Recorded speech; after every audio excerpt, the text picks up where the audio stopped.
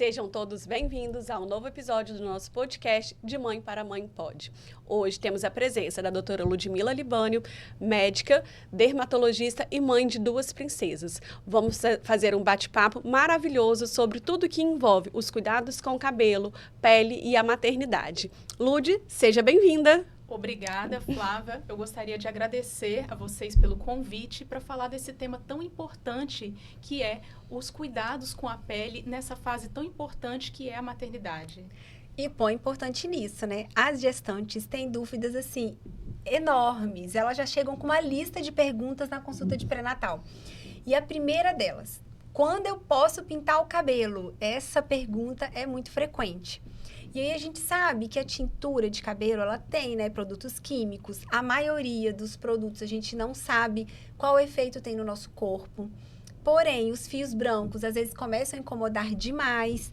Então, assim, Lud, eu tenho orientado para postergar o máximo possível. Se ela aguenta, né, ficar com aqueles fios mais branquinhos, beleza. Se está sendo algo insuportável, ela não está gostando, a gente até orienta passar um tonalizante que seja só no fio de cabelo, porque o fio não absorve, não é isso? Exatamente. O que absorve é o couro cabeludo. Mas aí quero saber de você, do ponto de vista da dermato, o que você tem a acrescentar pra gente sobre essa questão das tinturas de cabelo? Realmente, Priscila, os cabelos, eles têm um impacto muito grande na autoestima da mulher, né? E nós temos as tinturas que são temporárias, as semipermanentes e as permanentes. As semipermanentes e permanentes, elas são, né, proibidas, vamos dizer assim, nesse público das gestantes. Mas por quê? Existe uma possível associação com câncer, com leucemia e neuroblastoma no público infantil. Então, os filhos dessas gestantes podem vir a ter esse tipo de complicação. Mas, para aquelas pacientes que realmente têm muitos fios brancos, né, vão ter um impacto muito grande na autoestima, o que a gente pode falar para elas, né? Se possível, como você já faz na sua conduta brilhantemente, postergar ao máximo, de preferência para depois da 20ª semana, depois do ultrassom morfológico, na quantidade menor possível e com distância do couro cabeludo, né?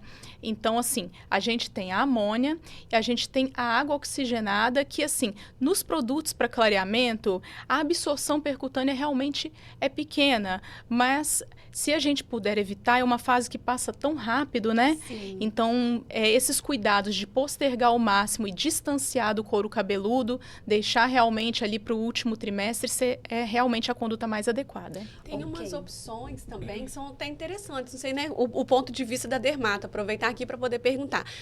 Spray, um bastãozinho que ajuda a dar uma tampada, pelo menos nesse da frente. Exatamente. Esse tipo de produto, né, que funciona como se fosse um rímel, né, E que faz maquiagem, tem umas escovinhas que fazem uma camuflagem, eles se enquadram na categoria de temporários, porque eles vão saindo com as lavagens, né? Os semipermanentes, eles estariam ali penetrando a cutícula e as permanentes teriam a penetração mais profunda na haste capilar.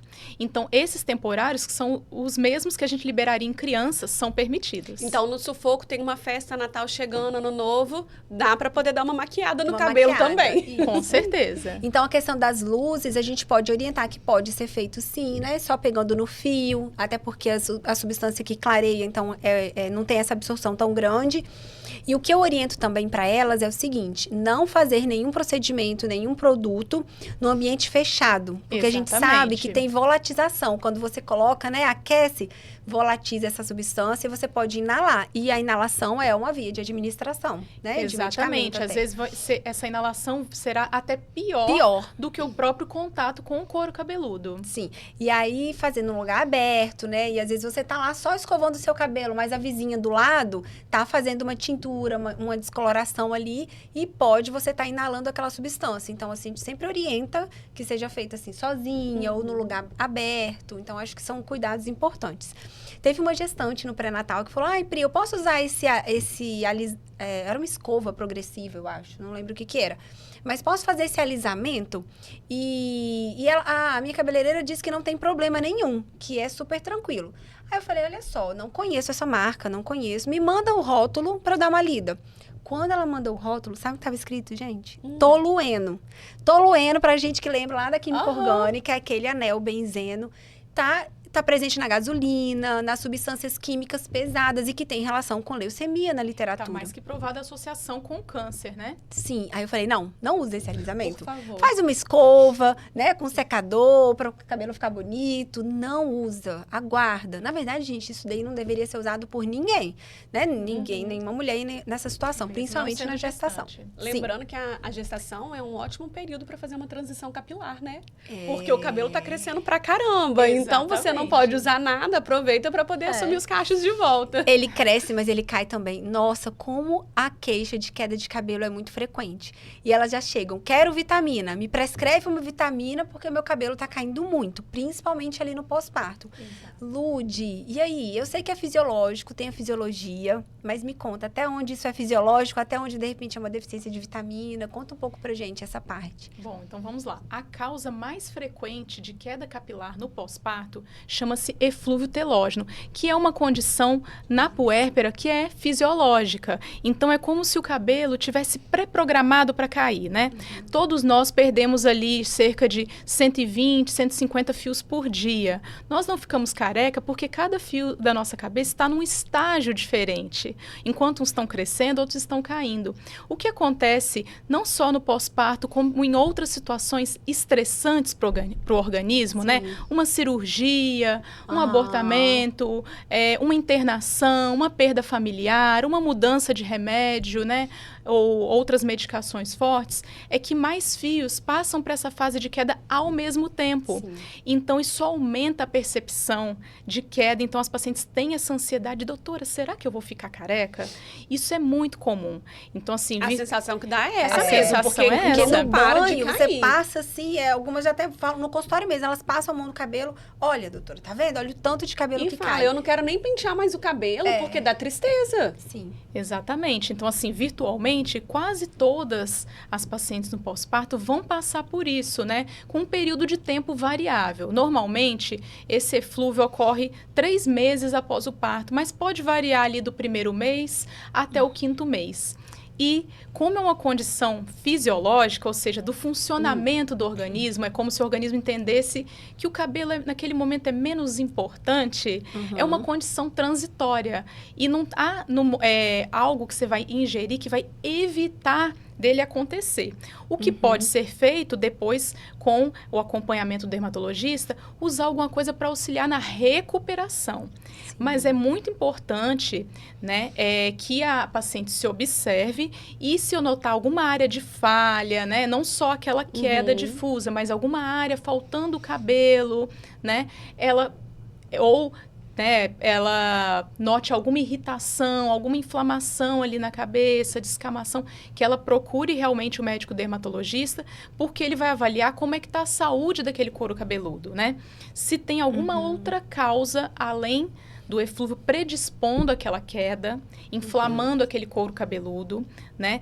E junto com o obstetra, claro, fazer uma avaliação laboratorial. Porque muitas vezes, né, Pri, aquela paciente passou por uma situação de perda de sangue, O que eu já percebi é que quando elas têm anemia, é realmente muito pior. Então, quando eu corrijo a anemia, quando eu trato, elas queixam, nossa, melhorou, parece que deu uma segurada aqui nos fios. Na verdade, a gente tem que tratar a anemia, porque a anemia vai ser importante para outros sistemas, inclusive a questão cutânea e capilar. Exatamente. Mas, assim, isso na verdade, a gente já faz. Eu já começo a investigar a questão da anemia no pré-natal mesmo.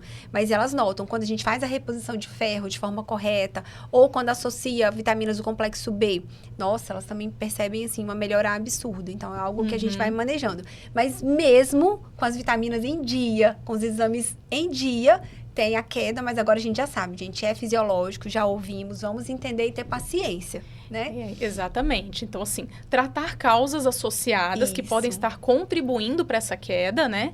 É muito importante essa avaliação conjunta, né? Ver como é que ficou a tireoide, porque muitas pacientes desenvolvem o hipotireoidismo durante a gestação, né? A vitamina D, ou seja, fazer uma avaliação completa e ela entender que se aquela queda for causada exclusivamente pelo eflúvio, O habitual é que ali Vai passar. dentro de um ano ela passe a estacionar e começar a recuperar aqueles fios. Vai passar e não existe uma fórmula milagrosa, né? Que tomei e vai ficar tudo aqui. Não. Então vamos entender isso com calma. Mas a questão da pele, vamos falar um pouquinho da pele. A queixa frequente, as manchinhas, né? O melasma que a gente chama, as manchas no rosto, espinha, porque algumas mulheres reclamam muito das espinhas. E aí fica, e aí? Continuo usando o ácido que eu usava? Parei? O que eu faço? Muitas têm essas dúvidas, né? A gente sabe que existem alguns ácidos que não devem ser utilizados na gestação. Ácido retinóico é um deles que não pode usar, né? O adapaleno não pode usar. O ácido salicílico também. Isso. Tem controvérsias na literatura, né? Fala que até uma certa porcentagem pode usar, mas aí como que você vai assegurar que aquela porcentagem está sendo controlada? Então, é melhor não utilizar. Agora, tem ácido que pode usar, né? Isso ajuda muito a gente. Não precisa ficar sofrendo ali com a pele. Pode fazer seu skincare com alguns ácidos que são permitidos. Fala pra gente os permitidos aí na gestação. Então, como você bem falou, Priscila, o ácido retinóico e seus derivados, né? Tretinoína, adapaleno, né? Retinaldeído, eles são formalmente proibidos durante a gestação, pelo risco de serem absorvidos e causar problemas no feto. O ácido salicílico também, até uma determinada concentração, em tese poderia até 3%, mas na prática isso é difícil, né, para a paciente ali estar avaliando o rótulo, então teria que ser mesmo um produto com indicação do dermatologista, né, prescrito de forma personalizada para ela. Numa situação pontual até poderia utilizar, né? Exatamente. Não é proibido, mas para sua skincare de casa, sem controle, é melhor não usar nesse momento. Então, eu vou realmente comentar desses ácidos que são permitidos, mas a gente tem que lembrar do principal produto de skincare, que é o protetor solar. Isso. O protetor solar, então, assim, ele deve encabeçar, né, o skincare da paciente, ele deve encabeçar a receita do dermatologista, porque melasma, o principal é protetor solar. O melasma protegido é aquele coberto. Sim. Então ela pode usar o melhor ácido, mas se ela não estiver protegendo, cobrindo aquela mancha, ela tem realmente mais risco de estar pigmentando ainda mais aquela mancha. Mas entre os produtos permitidos, que também tem nomes de ácidos, nós temos o ácido azelaico, nós temos o ácido glicólico até uma determinada concentração e a gente tem uma substância muito conhecida que é o ácido hialurônico, que vai promover a hidratação da pele e faz parte de associações com outros produtos ali da rotina, né, dessa paciente. Isso tanto para melasma quanto para tratamento da própria acne, né? Isso. Então, melasma, Lud, só pra gente reforçar, o importante é a gente prevenir, porque, olha, gente, mulher grávida vai ter melasma, grande chance de ter, né? Não vamos colocar assim que todas vão ter, não. Mas a grande maioria acaba desenvolvendo, porque existe uma explicação fisiológica para isso. A gestação, você aumenta a chance de pigmentar qualquer região do corpo. Quais são as regiões do corpo que precisariam de aumentar o pigmento? Os seios, porque vai ter um bebê ali mamando durante 40 minutos. Então, aquela areola, aquela região, ela precisa estar mais forte. Então, essa pigmentação tem um objetivo, né? A questão da virilha, da vulva, vagina, ela vai ficar, né, com a coloração mais arroxeada, mais intensa, para fazer o quê? Para deixar mais forte, mais preparada ali para o parto. Então, isso é um evento fisiológico, a natureza está fazendo esse preparo. Porém, o raio solar pode vir aqui no seu rosto e essa hiperpigmentação está circulando no corpo inteiro e aqui tem uma maior chance de manchar. Por isso que a Lud já explicou muito bem do protetor solar. Todas devem usar. Na concentração, aí vai ser de acordo com o tipo de pele, né? Por isso que, de repente, é melhor a orientação, porque às vezes você acha que está usando um que está protegendo e não está protegendo o suficiente. Então, é bom alguém te orientar e a dermato está aí para isso mesmo. Agora, quando a mulher já tem um melasma, já, de repente, prévio, tá grávida de novo, e ela fala assim, ai, Pri, eu quero tratar, eu posso fazer um peeling para melhorar? E aí? Não é o melhor momento, né? O peeling ele não é bem indicado no momento da gestação, porque além do risco de se absorver substâncias prejudiciais, como você bem explicou, a gestante ela tem mais risco de hiperpigmentar. Então, o próprio peeling, que às vezes é usado com o objetivo de clarear, naquele momento, ele pode até manchar, causar mais mancha, porque ele está numa pele mais sensível e mais susceptível a ficar manchada. Então, realmente, o fundamental é aquela proteção solar, não é só o protetor. Né? E quando eu falo protetor, é bom frisar que é o protetor solar com base, tá? Com cor. Protege mais, né, Lud? Por quê? O protetor com cor, ele forma uma barreira física que protege mais do que o sem cor. Então, a gestante, não só a gestante, mas toda paciente com melasma deve usar o protetor com cor se quiser o seu melasma protegido, tá? E aquele cuidado mesmo diário em casa, com produtos específicos que o dermatologista vai personalizar de acordo com o tipo de pele. Ótimo. Lud, o que a gestante pode fazer, então, de procedimento, de cuidado com a pele, aquela que nunca fez nada, que nem lavava com sabonete do chuveiro, e aí ela deseja naquele momento, eu quero cuidar melhor de mim, né? A gente tem essa mudança de perspectiva durante a gestação. O que ela pode começar a fazer? Então, assim, realmente as gestantes, às vezes, elas passam a se observar mais, né? Naquele momento, ela tá ali olhando para a barriga e, às vezes, ela passa a perceber coisas que ela não percebia antes. Então, geralmente, os procedimentos físicos vão bem. Ela pode estar fazendo uma limpeza de pele, ela pode estar fazendo um peeling físico, que é o peeling de diamante, a dermoabrasão e o próprio, skincare. Né? Certo. E com relação aos cabelos, a gente tem métodos físicos, né, de alisamento, que são as escovas, né? Ok. Ô, Lud, a questão da pele também, uma queixa muito frequente no consultório são as dermatites. A gente percebe, a gente sabe pela literatura e também pela prática clínica que as dermatites costumam piorar muito na gestação. Quem já tem dermatite piora. E algumas até nunca manifestaram e na gestação começam a ter. E algumas vêm associadas com prurido, com descamação. Então, assim, a gente até sabe do PUP, né, da gestação, que a gente precisa diferenciar se é algo somente cutâneo ou se tem associação com alguma doença sistêmica. A gente sabe que alterações no fígado, né, podem gerar isso daí. E fala um pouquinho pra gente, de repente, o que ela pode usar ali para aliviar aquela coceira, aquele prurido, o que é permitido ela usar para dar uma aliviada? Então, vamos lá. Nós temos realmente uma piora das dermatites, né, no primeiro trimestre da gestação. Isso é comum da gente observar na prática, né? Não só, por exemplo, a dermatite atópica, né, que causa ressecamento, causa coceira, como as dermatites de contato, que são aquelas, né, que a paciente sensibilizou a alguma substância. Então, por isso a gente deve ter muito cuidado com a hidratação, de escolher um produto correto, com menor, com que não tenham fragrâncias nem conservantes, um produto mais suave e manter aquela pele hidratada. E é muito importante a gente fazer a diferenciação dessas causas de coceira na gestação, né? Então, a paciente ali, primeiro o que a gente tem que olhar, né? A gente tem que olhar em que período da gestação que ela está, né? Então, se é uma paciente que está coçando, está no início da gestação, e ela tem lesões relacionadas àquela coceira, o mais provável é que seja uma piora de alguma dermatite que ela já tinha. Então, isso é o mais provável.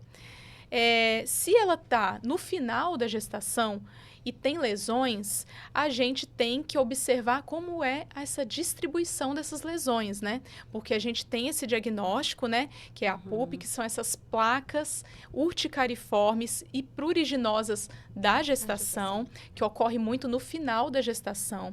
Nós temos o pemphigoide gestacional, que é uma doença que causa bolhas e também pode coçar, mas a distribuição na pele vai ser diferente, né? Ele pode ali acometer a região em volta do umbigo, coisa que a PUP não faz. Sim. E a gente pode ter outras causas de coceira que não tem uma ligação direta com a gestação. Por exemplo, uma infestação por sarna, né? Que calhou de acontecer na gestante, né? Agora, se a gestante está no final da gravidez, está com coceira sem lesão, uma coisa que a gente deve investigar é a colestase intrahepática da gestação, que é uma situação potencialmente grave. E então essa queixa de coceira não deve ser menosprezada. Sim, nunca. Então a própria paciente, ela fala assim, não deve pensar, é só uma coceira, mas não tem nada na minha pele. E os próprios médicos devem dar atenção para isso. Sim. Não é só uma coceira. Eu tenho que acompanhar essa paciente, no caso, eu tenho que olhar como estão os seus exames laboratoriais para ver se pode estar relacionado a essa colestase, que é uma situação potencialmente grave. Sobre coceira, eu tenho uma dúvida. Eu não sei se é verdade ou se é mito. Quando eu tava grávida, lá com aquele barrigão que às vezes vinha essa coceira, a mamãe falava, não coce que dá estria. Isso é verdade ou isso é mito? Isso é mito, Flávia. Na verdade, as estrias, elas são causadas por uma alteração na cicatrização, certo? Então, pelo estiramento da pele, vai ter ali um depósito, né? Alteração no colágeno da pele que vai formar aquelas linhas, né? E isso, o que a gente lê, né?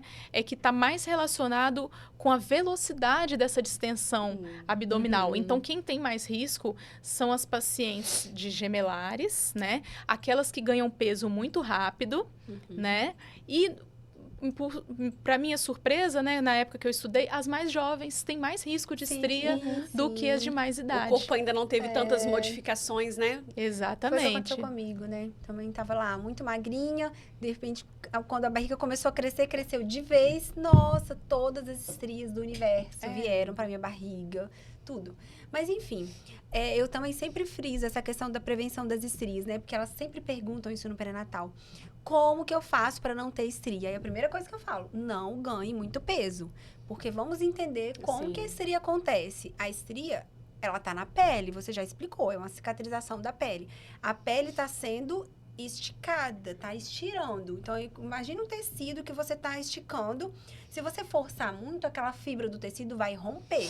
O que rompe é a sua pele. E uma vez que rompe a pele, não tem como reparar isso aí, né? É uma cicatriz. O que a gente tem que fazer para prevenção? Não engordar muito. Não ter um aumento súbito, né? Você estava numa consulta com 60 quilos, na próxima já estava com 65, né? Esse aumento muito rápido de peso vai aumentar essa chance de lesar de forma muito mais rápida. Claro, hidratar a pele é importante. Aí você olha lá, tem um creme hidratante, não vai te dar estria. Isso não existe, um creme milagroso que não vai te dar estria. Claro que qualquer hidratação, qualquer hidratante na pele é muito importante, né? Em todas as situações da vida. Então, eu sempre oriento, usa um creme sim, hidrata a pele. Aí muitas falam, nossa, mas eu nunca tive o hábito de passar creme no corpo. Então, é aquela história, vai começar, aproveita, né? Pra você criar esse hábito, se hidratar, ok. Não tomar banho muito quente também é muito importante. Por quê? Porque a pele vai ressecando quando você toma banho muito quente. Então, a temperatura da água já vai fazer o quê? Uma agressão na sua pele. Então, se você quer preparar essa pele para ela ficar mais saudável, esse é um ponto importante também. Então, a questão do coçar, né? A gente já sabe que é um mito. Não é o ato de coçar que vai causar estria. Mas por que deu prurido? Porque essa pele está esticando. Então, quando a pele está esticando, está acontecendo alguma mudança ali dentro da célula. Então, isso vai gerar uma reação e vai dar um pouco de coceira mesmo. Então, ou seja, quando ela já começa a falar que a barriga está coçando, opa, pode ter estria acontecendo. Então, a gente já orienta. Aí, algumas perguntam, já posso fazer procedimento estético para estria na gravidez? Não é a fase. Não é o momento. Não é o momento. Então, só voltando um pouquinho e respondendo a sua pergunta, Priscila, o paciente está com coceira, está com aquele desconforto na pele da barriga e está aguardando a avaliação do dermatologista ou o contato com o obstetra. O que ela pode fazer para aliviar? Não se automedicar. Sim. Hidrata a pele com um hidratante sem fragrância, branquinho, sem ureia, isso é muito importante. Sim. A ureia é outra substância que não deve ser utilizada, que tem risco de absorção, não deve ser utilizada nesse período. E se tiver calor, coloca o creme na geladeira, na hora que ela aplicar aquele creme friozinho, vai dar um alívio para ela aguardar que o dermatologista, junto com o obstetra, vai avaliar ali o que está acontecendo. Se está surgindo lesão em cima de uma estria, é possível que a gente esteja diante de um diagnóstico de PUF, que também se chama erupção polimórfica da gestação. Né? Então, essa avaliação clínica é muito importante, né, para diferenciar das causas, mas não se automedicar. Sim, E não subestimar o seu sintoma. Essa questão da ureia, quando a mãe está amamentando, também é muito importante a gente fazer essa orientação. Tanto o ácido salicílico pode causar salicilismo no bebê pelo contato do roxinho da pele de um por outro. Existe já estudo mostrando isso. E os hidratantes à base de ureia pode fazer uremia no bebê, que é uma condição potencialmente grave. Então, é muito importante a gente frisar esses dois também, já para o período da amamentação. Exatamente. Isso, então, hidratante sem fragrância para evitar reação, né? Já que a pele está mais sensível. Não usar creme à base de ureia, né? E aí, aquele creme que cabe no seu bolso, que você tem acesso. Então, você vai tentar aliar isso tudo. Porque a gente sabe que tem uns cremes que são, assim, absurdamente caros. Nem sempre o mais caro vai ser o melhor. Claro que esse creme mais puro, ele tem a tendência... Tem o seu valor. Tem o seu valor, né? Acaba sendo, né? Algumas marcas que acabam sendo mais indicadas, até para quem tem dermatite. Mas, às vezes, é um creme que você já tem o hábito de usar, já sabe que aquele creme ele não te dá reação. Opa, é o melhor. Não vou mexer com o que tá quieto, né? Exatamente. Já tem aquela pele que já responde àquele determinado hidratante, é bom usar. Algumas até me perguntam sobre os óleos. Óleo de banho, né? Óleo de banho geralmente tem muito perfume e aí acaba dando reação. E o que eu já percebi também, quando elas começam a usar muito óleo, começa a aumentar a espinha. A glândula sebácea parece que fica entupida e aí começa a encher de bolinha. Faz foliculite, né? Faz foliculite. Então, não a não ser que você já tenha o hábito de usar, mas se você não tem esse hábito de usar, acho que não é um bom momento para ficar usando esse foca no hidratante, que tem um potencial melhor. Eu tenho 2 comentários a respeito do óleo, né? 3, aliás. Fala tem pra gente. esse senso comum, né, popular, de que o óleo é bom para prevenção de estrias. Sim. Óleo de amêndoas, né? Óleo de amêndoas. Aliás, vovó. o óleo de amêndoas, ele pode ser usado junto com outros ativos na própria composição do creme, na manipulação, por exemplo, rosa mosqueta, a gente pode associar esses ativos para melhorar essa qualidade de pele. Mas o óleo, simplesmente, ele vai atuar formando uma barreira contra a perda de água da pele. E a gente sabe que o hidratante ideal, né, o melhor hidratante, ele vai ter 3 funções. Ele vai formar a barreira contra a perda de água, ele vai atrair água, ele vai ter substâncias que vão atrair água para a pele e ele vai repor nutrientes como a ceramida.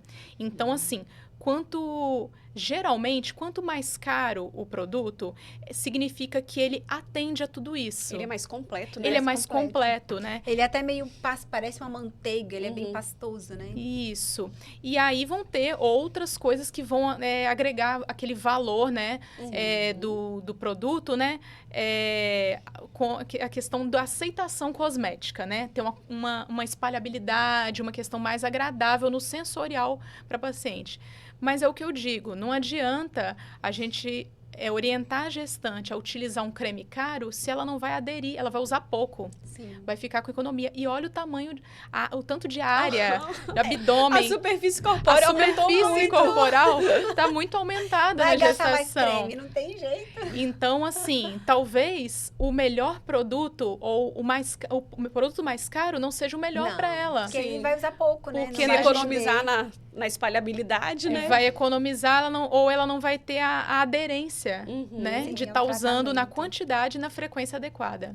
Ótimo, muito bom. Outra dúvida muito frequente, teve até uma dúvida recente, né? Que ela me mandou mensagem: Pri, posso fazer o Botox agora ou eu espero? O que eu faço? Na gestação? Na gestação. E outra me perguntou na amamentação. E aí, fui buscar na literatura, né, sobre essa questão do Botox. Realmente, assim, a concentração é muito pequena, né? Você vai explicar isso muito melhor. E aí, o Botox realmente não é a melhor fase para a gente utilizar esse procedimento. Mas explica um pouquinho pra gente sobre essa parte. Sobre o Botox na gestação, né? O que limita, né, essa decisão quanto à permissão ou não do procedimento, na verdade, quanto à permissão do procedimento nessa fase, é que a gente tem muitos conflitos éticos, né, para se testar produtos na gestação. Agora, imagina você conduzir um estudo, vamos testar botox gestantes, e aqueles bebês, eles podem vir a ter problemas e a gestante vai atribuir ao botox. Então, o que nós temos são relatos, né, de casos. E pelos relatos, né, que nós temos, né, é muito provável que o botox não cause problemas. Inclusive, existe relato de paciente com botulismo, né, que ela recebeu uma quantidade grande, ficou totalmente paralisada, com paralisia dos músculos, né, pelo botox, e os movimentos fetais estavam preservados. E isso sugere que não passa a placenta. Isso sugere que não tenha efeitos, tanto é que esse feto, nesse caso, nasceu, né, sem problemas. Mas daí, para a gente passar a indicar, os médicos, né, tanto o dermatologista como a gente tem que ter mais evidência científica. Sim. Então, por cautela, a gente não pode indicar, né? Então, é um medicamento proibido na gestação.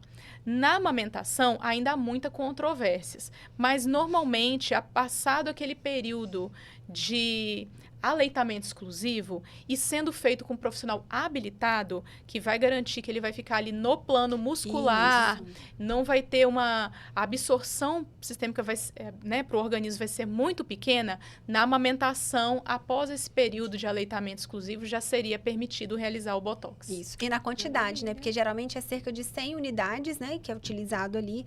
E aí, aquele artigo que eu te mandei, Lud, falava disso, que até essa quantidade também é segura e que também não passa realmente a barreira, né, placentária, então na gestação não tem isso.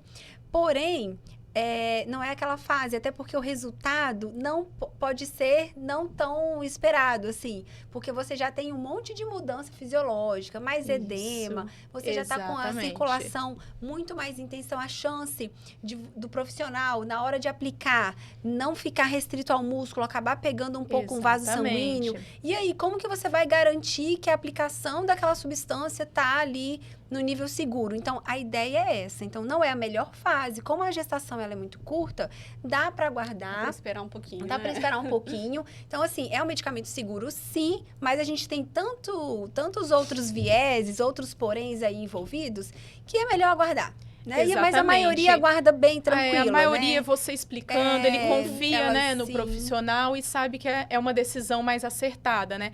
E você comentou isso das modificações fisiológicas da gestação. As gestantes, elas têm aumento dos vasinhos da face. Sim, fica ali, né? As telangiectasias são aqueles vasinhos tanto no rosto, às vezes fica com o rosto mais vermelhinho, quanto na região do colo. Então, assim, a anatomia dela tá modificada, né? Não tem por que não aguardar, né? E aí, então, tem chance sim de pegar um vasinho. Por mais que você seja cauteloso ali, você tem uma vascularização aumentada. A mama fica mais vascularizada também, né? Então, assim, a atividade ali da mama também tá mais intensa. Mas sim, o botox, ele também é permitido em situações não estéticas, né? Sim. Então, tem aquelas pacientes que vão fazer uso para situações, outras situações médicas, né? Inadiáveis, enxaqueca, alterações cervicais, né? Distonias, blefaroespasmo. Algumas pacientes vão precisar fazer. Agora, para fins estéticos, a gente segura a mão. Isso. E se for para um tratamento de alguma condição, quem vai estar fazendo vai saber, né? Meninas, muito obrigada. Doutora Ludmila, muito obrigada. Quero convidar todos vocês para poder conhecer o canal do Instagram da doutora Ludmila. Fala qual que é, por favor. ludmilalibânio.dermato. Joia, lá tem muito conteúdo de qualidade. E o Instagram da doutora Priscila. Doutora Pri Valentim. O meu, @FláviaTavaresPed. Lá também vou ter a minha maternidade real e muita coisa de pediatria para vocês.